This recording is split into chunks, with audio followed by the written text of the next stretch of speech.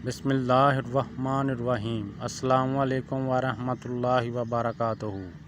खुदा ने जब हज़रत आदम अलैहिस्सलाम का पुतला मुबारक तैयार फरमाया तो फरिश्ते हज़रत आदम अलैहिस्सलाम के इस पुतले मुबारक की ज़ियारत करते थे, मगर शैतान लाइज़ हसद की आग में जल थम गया और एक मरतबा इस मरदूज़ ने बुग़्ज़ और कीने में आकर हज़रत आदम अलैहिस्सलाम के पुतले मुबारक पर थूक दिया।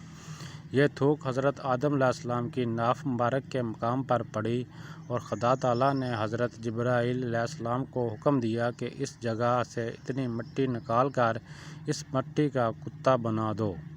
चनाचा इस शैतानी थूक से मिली हुई मिट्टी का पुतला बना दिया गया।